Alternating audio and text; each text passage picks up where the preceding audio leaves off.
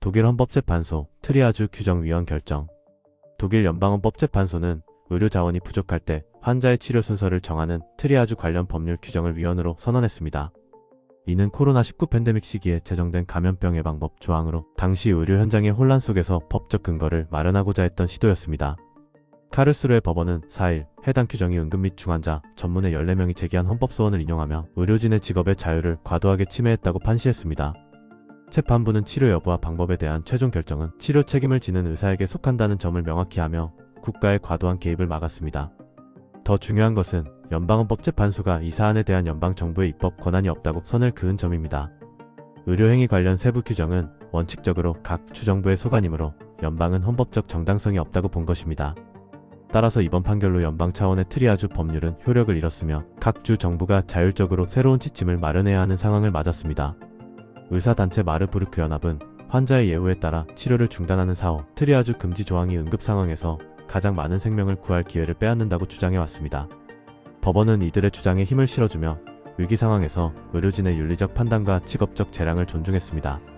이번 결정은 단순한 법률 무효화가 아니라 팬데믹 이후 의료윤리 법적 책임 그리고 연방제 국가 내 권한 분배의 경계를 재정립하는 중요한 신호탄이 될 것으로 보입니다. 메르츠 총리 시리아 더 이상 망명 이유 없어 발언, 논란. 메르츠 독일 연방총리가 시리아 내전은 끝났고 더 이상 독일에서 망명을 인정할 이유가 없다고 공개적으로 발언해 큰 논란을 낳고 있습니다. 메르츠 총리는 시리아 재건을 위해 국민의 자발적 귀환이 필수적이라며 귀환을 거부하는 범죄, 난민은 추방해야 한다고 강조했습니다. 나아가 그는 시리아 과도정부 수반을 베를린으로 초청해 송환 문제를 논의할 예정임을 밝히기도 했습니다. 하지만 그의 발언은 연정 파트너와 인권단체의 거센 반발을 샀습니다. 외무장관 요한 바데풀조차 시리아 현지 방문 후 아직 인간답게 살 수 있는 환경이 아니라 라며 조기 귀환의 신중론을 펼쳤습니다. 특히 인권단체들은 시리아 과도정부가 여전히 인권 유린에 연루되어 있다며 전범과의 협력은 도덕적 붕괴이자 수치라고 강력히 비판했습니다. 메르츠 총리는 노동 이민과 망명 절차를 분리하는 워크앤스테이 제도를 구상하며 독일 사회에 기여하는 이들의 체류를 단순화하겠다고 밝혔습니다. 그러나 연정 파트너인 사회민주당은 모든 추방은 철저한 안전성 평가를 전제로 해야 한다며 신중론을 제기했습니다. 이번 발언은 보수 진영 지지층 결집을 위한 정치적 신호로 해석되지만 시리아의 불안정한 현실과 인도적 책임을 외면했다는 비판을 피하기 어려워 보입니다. 발효 100일 이후 무역합의 독일 수출 경제의 직격탄.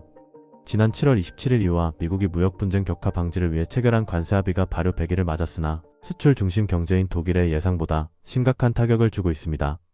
협정의 핵심인 이유산 제품에 대한 15% 기본 관세율 적용은 독일의 대미 수출을 5개월 연속 감소시키는 주요 원인이 되고 있습니다. 특히 주요 산업 분야에서 불만이 높습니다. 자동차 산업은 기존 27.5%에서 15%로 관세율이 낮아졌음에도 과거 2.5%에 비하면 여전히 6배에 달하는 관세 부담과 상업용 차량 등에 대한 추가 관세로 인해 큰 도전에 직면했습니다. 독일 자동차 산업협회는 이를 상당한 도전으로 평가합니다. 더 심각한 것은 기계 산업입니다. 기계류의 15% 기본 관세 외에 철강 알루미늄 피중에 따른 50%의 추가 관세가 부과되면서 기계산업협회는 완전히 속았다는 입장을 보입니다. 불확실한 최종 가격과 복잡한 원산지 증명 등 행정 절차까지 기업의 부담을 가중시키고 있습니다. 제약과 화학산업 역시 관세 문제와 더불어 에너지 가격 상승, 수요 약세 등으로 어려움을 호소하며 2026년 이후의 사업 전망 악화를 우려하고 있습니다. 이번 미 EU 관세 합의는 무역 분쟁을 막았으나 독일의 많은 수출 기업들에게는 기존의 수익성 높은 사업 모델을 포기하게 만드는 직격탄이 되고 있으며 독일 경제의 새로운 리스크 요인으로 작용하고 있습니다. 독일 여성 경영진 비율 10년째 정체 이후 평균 크게 하회. 독일의 여성 경영진 비율이 지난 10년간 사실상 제자리에 머무르며 유럽연합 평균에 크게 못 미치는 것으로 나타났습니다. 2024년 기준 독일의 여성 관리자 비율은 29.1%로 10년 전인 2014년 대비 0.1%포인트 증가하는 데 그쳤습니다.